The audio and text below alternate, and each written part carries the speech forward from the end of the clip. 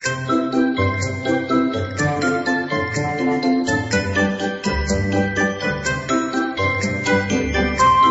Friends, எல்லாருக்கும் வணக்கம். நாம் இன்னைக்கு என்ன ரெசிபி பார்க்க போகிறோன்னா கத்திரிக்காய் முருங்கைக்காய் போட்டு ஒரு சூப்பரான காரக்குழம்பு. வாங்க எப்படி பண்ணுறதுன்னு பார்க்கலாம். ஒரு கடாய் அடுப்பில் வச்சுக்கோங்க. அதில் 3 டேபிள் ஸ்பூன் நல்லெண்ணெய் சேர்த்துக்கோங்க. எண்ணெய் நல்லா காஞ்சதுக்கு அப்புறமா அதில் 1 டீஸ்பூன் கடுகு, 1/2 டீஸ்பூன் வெந்தயம், 1/2 டீஸ்பூன் சீரகம் சேர்த்துக்கோங்க. புளிக்குழம்பு நீங்கள் என்னெல்லாம் பண்ணுறீங்களோ அந்த புளி சேர்த்து பண்ணுற எல்லா குழம்புக்குமே ஒரு 6லேருந்து 7 வெந்தயம் சேர்த்தா குழம்பு ரொம்பவே நல்லா இருக்குங்க. இப்போ நாம் நறுக்கி வச்சுருந்த பூண்டு, அப்புறமா ஒரு கொத்து கருவேப்பிலை சேர்த்துக்கலாம். ஒரு 10லேருந்து 15 பல் பூண்டு சேர்த்துருக்கேன். ஸோ அதையும் இந்த எண்ணெய் கூடவே வதக்கி விடுங்க.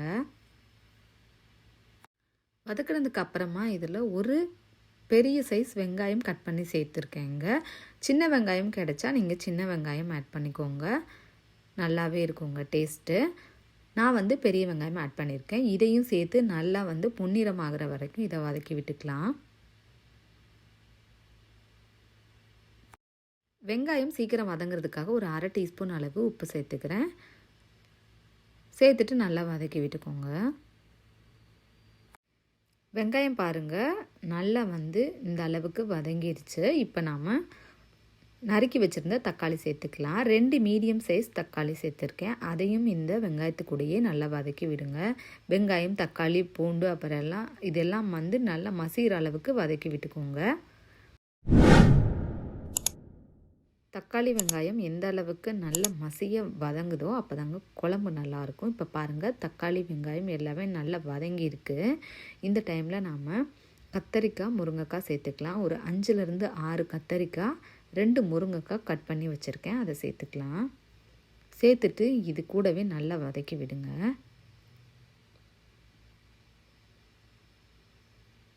ஒரு 2 மினிட்ஸுக்கு இந்த கத்தரிக்காய், முருங்கைக்காய் எல்லாம் நல்லா வதங்குற மாதிரி சுருளை வதக்கி விடுங்க.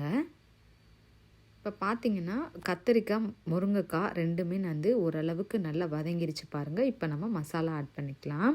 1 டீஸ்பூன் மிளகாய்த்தூள், 1/4 டீஸ்பூன் மஞ்சள்தூள், 2 டேபிள் ஸ்பூன் குழம்பு மிளகாய்த்தூள் எடுத்திருக்கேன். குழம்பு மிளகாய்த்தூள் காரம் கம்மியாக இருக்குன்றனால நான் மிளகாய்த்தூள் ஆட் பண்ணியிருக்கேன். உங்களுக்கு காரம் எந்த மாதிரி தேவையோ அதுக்கு ஏற்ற மாதிரி நீங்கள் ஆட் பண்ணிக்கோங்க.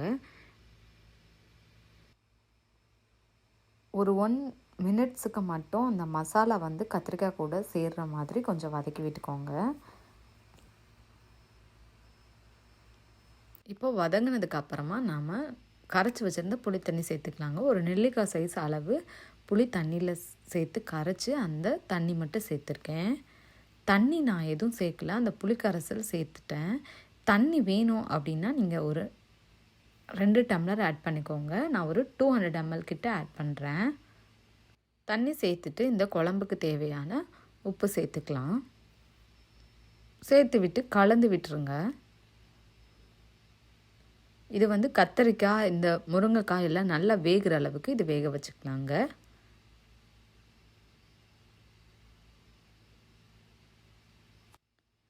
இப்போ ஒரு 5 மினிட்ஸ் ஆயிருக்கு. குழம்பு நல்லா கொதிச்சிட்ருக்கு. முருங்கைக்காய் எதுவும் வேகலை.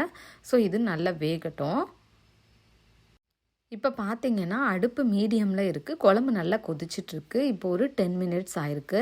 இந்த டைமில் பார்த்தீங்கன்னா நீங்கள் அடுப்பை கொஞ்சம் சிம்மில் வச்சுக்கோங்க. சிம்மில் வச்சுட்டு எண்ணெய் பிரிஞ்சு வர வரையும் நம்ம இதை வேக வச்சுக்கலாம்.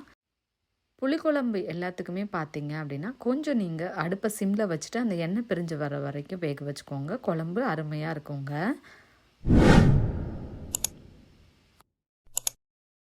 இப்போ பாருங்கள் நான் சிம்மில் ஒரு 10 மினிட்ஸ் கிட்ட வச்சுருந்தேன். எண்ணெயெல்லாம் பிரிஞ்சு நல்லா மேலே வந்திருக்கு. கத்திரிக்காய், முருங்கைக்காய் எல்லாமே சூப்பராக வெந்திருக்குங்க. குழம்புமே அவ்வளோ சூப்பராக இருக்குது. ஸோ ஃப்ரெண்ட்ஸ், இந்த ரெசிப்பியை உங்கள் வீட்டில் ட்ரை பண்ணி பாருங்கள். ட்ரை பண்ணிவிட்டு எப்படி இருந்துச்சுன்னு மறக்காமல் கமெண்டில் சொல்லுங்கள். மறக்காமல் எங்கள் சேனலுக்கு லைக் பண்ணுங்கள், ஷேர் பண்ணுங்கள், சப்ஸ்கிரைப் பண்ணுங்கள், பெல் ஐக்கான் கிளிக் பண்ணிக்கோங்க. தேங்க்யூ.